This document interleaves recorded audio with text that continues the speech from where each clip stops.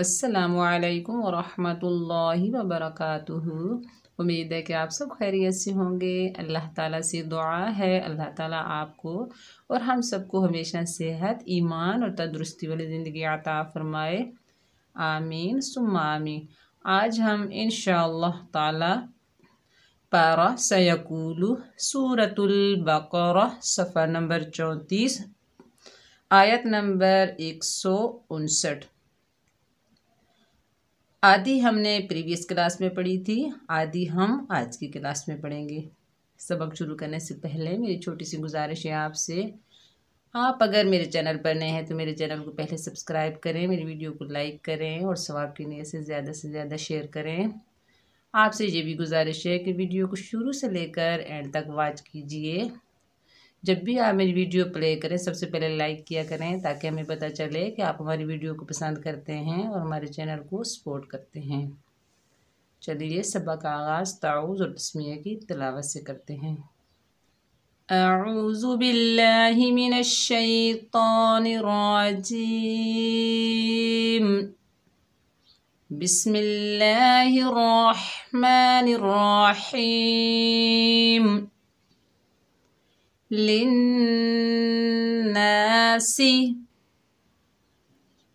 Fill किताबी। लिन्नासी fill किताबी उलाइका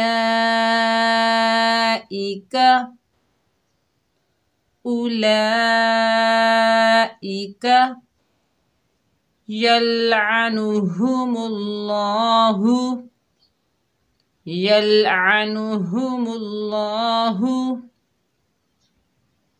वयलअनुहुमुल लाइनून।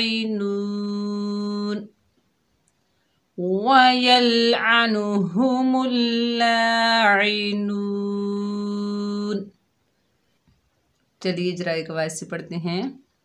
लाम के नीचे ज़ेर है, आगे नून मुशद्दद है, लाम को नून से मिलाएंगे। नून मुशद्दद में एक अलिफ की मिकदार गुन्ना होगा। हम आवाज़ को जो थोड़ी देर नाक में रोकते हैं इसे गुन्ना कहते हैं। जैसे लिन, उनके ऊपर ज़बर है, आगे अलिफ खाली है, ये अलिफ मद्दा है, एक अलिफ की मिकदार खींच कर पढ़ेंगे। ना, सीन के नीचे ज़ेर है, बगैर खींचे पढ़ेंगे। सीन सीटी वाला हरूफ है, सख्ती और सीटी वाला हरूफ, इसे सीटी से अदा करेंगे। सी, लिन्नासी। फा के नीचे ज़ेर है, आगे लाम साकिन है, फा को लाम से मिलाएंगे। जज़म वाला हर्फ हमेशा एक मर्तबा पढ़ा जाता है अपने से पिछले मुतहर्रिक हर्फ से मिलकर। जज़म वाले हर्फ की आवाज़ इसके मखरज में रुक जाती है लेकिन आगे हरूफे कलकला ना हो। जैसे फिल, फिल, काफ के नीचे ज़ेर, बगैर खींचे पढ़ेंगे की। ता के ऊपर खड़ा ज़बर है, एक अलिफ की मिकदार खींच कर पढ़ेंगे। खड़ा ज़बर, खड़ी ज़ेर, उल्टा पेश हरूफे मद्दह के कायम मकाम होते हैं। इनके रवा में कोई फ़र्क नहीं होता, इनके लिखने और जोड़ करने में फ़र्क होता है। जैसे ता, बा के नीचे ज़ेर है, बगैर खींचे पढ़ेंगे बी।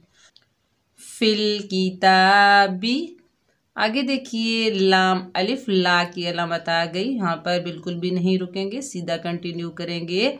अगर यहाँ पर हम रुक गए तो मतलब बिगड़ जाएगा, यानी ला के मानिए नहीं, बिल्कुल भी नहीं रुकना। हमसा के ऊपर पेश है, बगैर खींचे पढ़ेंगे।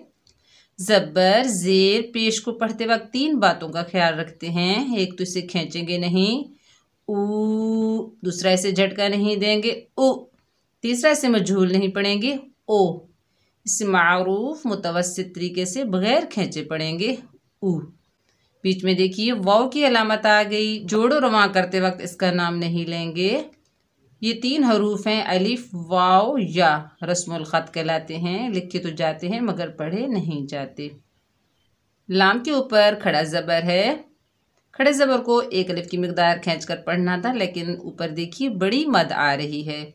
बड़ी मद की अलामत क्या है? कलमा एक हो, हुरूफ़े मद्दह के बाद उसी कलमे में हमज़ा हो तो वहाँ मद बनती है मद मुत्तसिल वाजिब। इस मद को 4 या 5 अलिफ की मिकदार खींचकर पढ़ेंगे। जैसे ला, हमज़ा के नीचे ज़ेर है, बगैर खींचे पढ़ेंगे ई। काफ के ऊपर ज़बर है, बगैर खींचे पढ़ेंगे का। मिलाकर पढ़ते हैं उलाइका। या के ऊपर ज़बर है, आगे लाम साकिन है, या को लाम से मिलाएंगे। यल, आइन के ऊपर ज़बर है, बगैर खींचे पढ़ेंगे। आइन को हलक के दरमियान से अदा करेंगे आ, यल्ला। नून के ऊपर पेश, हा के ऊपर पेश, दोनों को बगैर खींचे पढ़ेंगे। हा को सीने से अदा करेंगे नुहु, यल्लानुहु। मीम के ऊपर पेश है, आगे अल्लाह का लाम है, मीम को अल्लाह के लाम से मिलाएंगे। पेश आने की वजह से अल्लाह का लाम मोटा पढ़ा जाएगा। जैसे मुल, मुल, यल्लानुहुमुल। लाम के ऊपर खड़ा ज़बर है, एक अलिफ की मिकदार खींच कर पढ़ेंगे ला। हा के ऊपर पेश है, बगैर खींचे पढ़ेंगे हु, यल्लानुहुमुल्लाहु। वाव के ऊपर ज़बर, बगैर खींचे पढ़ेंगे। वाव को अदा करते वक्त होंठों को मुकम्मल गोल करेंगे वा। या के ऊपर ज़बर है, आगे लाम साकिन है, या को लाम से मिलाएंगे। जज़म वाला हर्फ हमेशा एक मरतबा पढ़ा जाता है। जैसे यल व यल। आइन के ऊपर ज़बर है, बगैर खींचे पढ़ेंगे आ। नून के ऊपर पेश है, बगैर खींचे पढ़ेंगे नू। हा के ऊपर पेश है, बगैर खींचे पढ़ेंगे हु। मीम के ऊपर पेश है, आगे लाम मुशद्दद है, मीम को लाम से मिलाएंगे। मुशद्दद हर्फ को मजबूती और जमाव से पढ़ा जाता है, थोड़ी देर रुक कर पढ़ा जाता है, देर लगाते हैं। मुशद्दद हर्फ को पढ़ते हुए 2 मरतबा पढ़ते हैं। जैसे मुल, लाम के ऊपर खड़ा ज़बर, एक अलिफ की मिकदार खींच कर पढ़ेंगे ला। आइन के नीचे ज़ेर, बगैर खींचे पढ़ेंगे। आइन को हलक के दरमियान से अदा करेंगे आई। जब आइन को अदा करेंगे अपने गले को प्रेस करेंगे, गले को दबाकर आइन को अदा करेंगे आई। नून के ऊपर पेश है, आगे वाव साकिन है, ये वाव मद्दा है, एक अलिफ की मिकदार खींच कर पढ़ेंगे नू। नून के ऊपर ज़बर, बगैर खींचे पढ़ेंगे ना। मिलाकर पढ़ते हैं वयल्अनुहुमुल्लाइनूना। आगे देखिए गोल सर्कल आ गया, इसे आयत कहते हैं, इसे वक्फ ताम भी कहा जाता है। तो यहाँ पर हम वक्फ करेंगे, स्टॉप करेंगे। वयल्अनुहुमुल्लाइनून। देखिए वक्फ की हालत में नून का ज़बर ख़त्म हो गया, नून साकिन हो गई, नून को हमने आर्जी सुकून दिया। वाव मद्दा के बाद यानी अलिफ मद्दा, वाव मद्दा, या मद्दा के बाद जब आर्जी सुकून आ जाए तो वहाँ मद बनती है मद्दे आर्जी सुकून। इस मद को 2, 2.5 और 5 अलिफ की मिकदार तक हम खींच कर पढ़ सकते हैं। उम्मीद है कि आपको जराए कवायद से अच्छे से समझ आ रही होगी। अगर कुछ पूछना हो, समझ ना आए तो कमेंट करके आप मुझसे पूछ सकते हैं। इंशाअल्लाह मैं आपके सवालों का जवाब ज़रूर दूंगी।